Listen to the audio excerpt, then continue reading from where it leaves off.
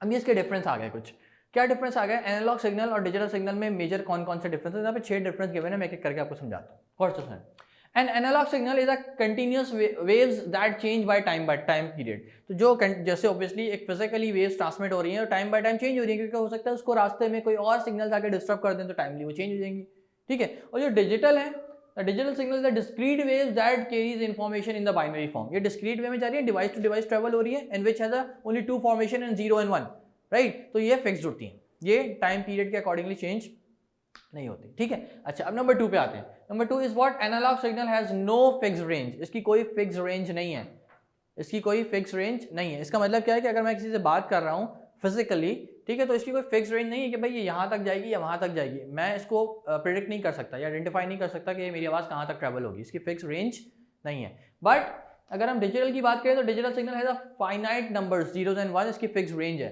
कि कब ट्रैवल करने हैं, कब रोकने हैं, कहाँ तक पहुँचाने हैं, डिवाइस टू डिवाइस कहाँ तक ट्रैवल करने हैं। फॉर एग्जाम्पल मेरी डिवाइस तक आपकी डिवाइस तक ट्रैवल करना है तो ये इसकी फिक्स रेंज है। Is that clear? इसकी रेंज मेंटेन की जा सकती है। Okay, now come to the third one. And analog signals can easily be disturbed by the other signals. ये सिग्नल दूसरे सिग्नल से डिस्टर्ब हो सकते हैं। जैसे कि फॉर एग्जाम्पल मैं इस वक्त यहाँ पे फिजिकली या फिजिकली इसकी तो ध्यान में रखिएगा, फिजिकली बात हो रही है, मैं किसी से फिजिकली बात कर रहा हूँ भाई, बीच में किसी का इंटरेक्शन आ गया, किसी और की आवाज़ आ गई, ठीक है, तो वो जो आवाज़ होगी वो मेरे वॉइस सिग्नल्स को डिस्टर्ब कर देगी, ठीक है। कोई शोर आ गया बीच में तो उससे वो सिग्नल डिस्टर्ब हो जाएंगे, ठीक है। तो इसका मतलब क्या है कि ये सिग्नल डिस्टर्ब हो सकते हैं। But if we talk about these one, the digital signal is less prone in other signal disturbance. ये बहुत कम डिस्टर्ब होने की, क्यों? द रीजन इज दैट जो डिवाइस के थ्रू सिग्नल ट्रांसमिट हो रहा है ना, उसमें प्रोटोकॉल्स इंक्लूड हो जाते हैं, ठीक है। जब प्रोटोकॉल्स इंक्लूड हो जाते हैं, सिक्योरिटी लेयर्स इंक्लूड हो जाते हैं, तो वो डिस्टर्ब नहीं हो पाते दूसरे सिग्नल से, बहुत रेयर चांस होते हैं कि वो डिस्टर्ब हो। Is that clear? Now come to the fourth one, the human voice is an example of analogue signal. अभी जब आपको बोला था कि फिजिकली जब मैं किसी से इंटरेक्शन कर रहा हूँ ह्यूमन वॉइस के थ्रू, तो वो एनालॉग की एग्जाम्पल हो गई। डिजिटल की क्या हो गई? The signal use by the computer in the digital signal. Computer मतलब किसी डिवाइस के थ्रू जो सिग्नल एक दूसरी डिवाइस पे सेंड हो रहे हैं, that is example of digital signal. ये बात क्लियर होगी? Now come to the fifth one, an analogue signal is represented by a sine wave.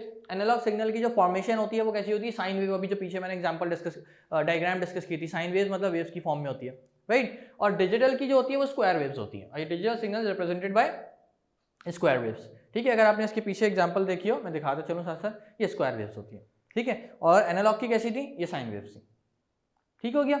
अच्छा, अब आते हैं लास्ट डिफरेंस पे, that is analog signals are long term wave need to be boosting and digital signals are short term waves remains within the digital devices and electronics.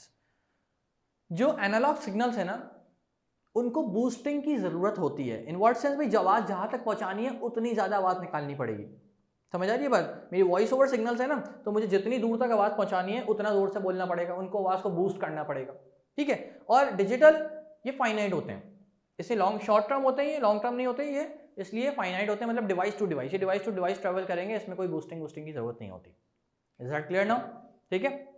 Need remains with in the digital range. जो भी इसके digital devices की range होती है ये उसके अंदर ही रहते हैं, उसको हमें बूस्टिंग की खास जरूरत नहीं पड़ती, क्योंकि शॉर्ट टर्म होते हैं, डिवाइस टू डिवाइस ट्रैवल हो रहे होते हैं।